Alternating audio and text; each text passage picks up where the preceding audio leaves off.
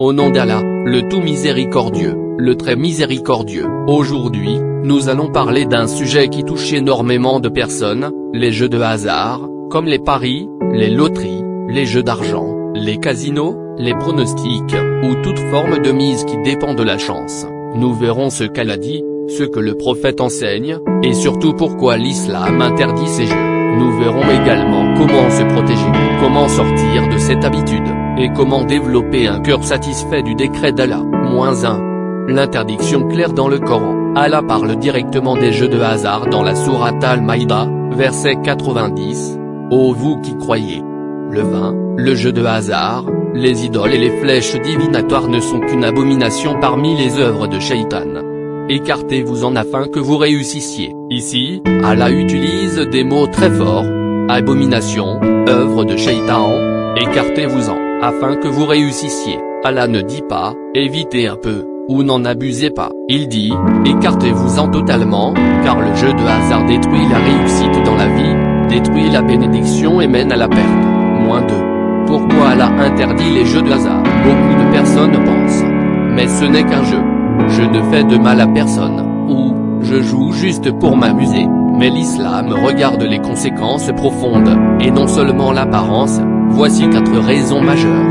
1. Le jeu crée l'addiction. Celui qui joue une fois veut rejouer. Celui qui gagne une fois croit qu'il peut regagner. Celui qui perd essaie de se rattraper, et perd encore.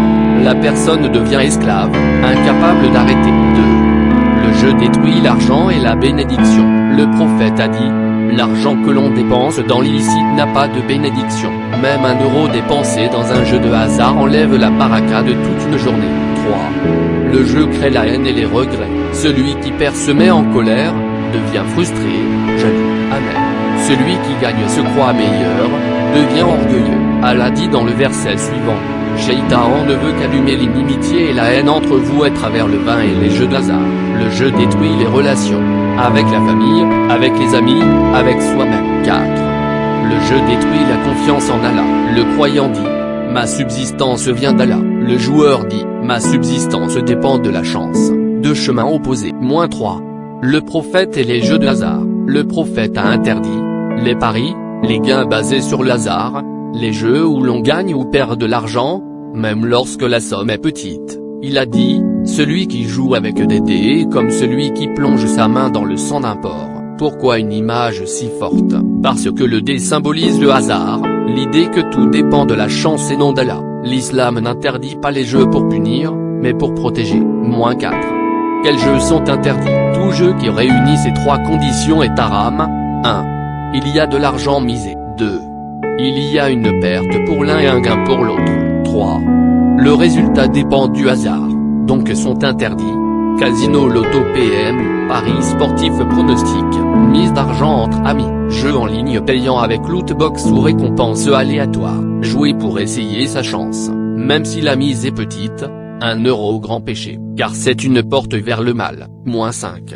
L'effet des jeux sur le cœur. Le cœur du croyant doit être attaché à Allah, pas à la chance. Le joueur croit en le hasard, le destin changé par une bille, la richesse facile, les rêves de coups de chance, mais cela détruit 3 choses essentielles. 1. Le tawakkul, la confiance en Allah. Le croyant dit, Allah est celui qui donne. Le joueur dit, je tente ma chance. 2. La satisfaction. Le croyant accepte ce qu'Allah lui a donné. Le joueur veut toujours plus. 3. La dignité du croyant. Allah a voulu que tu gagnes ta subsistance par le travail honnête, pas par le hasard. -6. Les conséquences dans la vie. Parmi les plus grandes conséquences, 1. Les dettes. Le joueur peut perdre des sommes énormes sans s'en rendre compte. 2. Les disputes, avec le conjoint, les parents, les amis. 3. L'isolement. Le joueur a honte, il cache ses pertes, il ment. 4. La pauvreté, car l'argent gagné dans le haram sort du haram, il n'y a aucune baraka. -7. Comment se débarrasser des jeux de hasard? Voici une méthode simple en 5 étapes. 1. Reconnaître que c'est haram. Le prophète a dit, le repentir commence par le regret. Savoir que c'est un péché ouvre la porte au changement. 2. Supprimer toutes les applications, toutes les tentations, désinstalle. Paris sportifs, jeux de chance, casino en ligne. Loterie coupe la porte au shaitan. 3. Remplir ton cœur par le dhikr. Occupe ton temps et ton cœur. Lecture du Coran, prière, invocation, bonnes actions, sport. La meilleure manière d'éteindre un désir, c'est de remplir ton cœur par un désir meilleur. 4.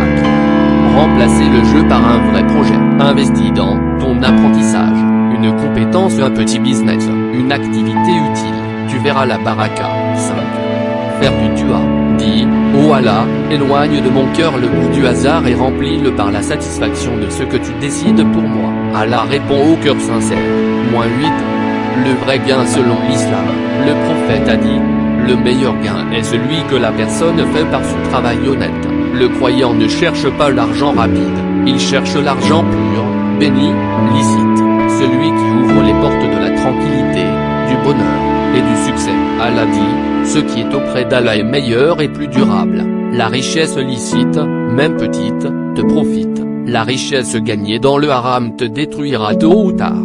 Conclusion, les jeux de hasard semblent amusants, mais Allah nous montre la vérité.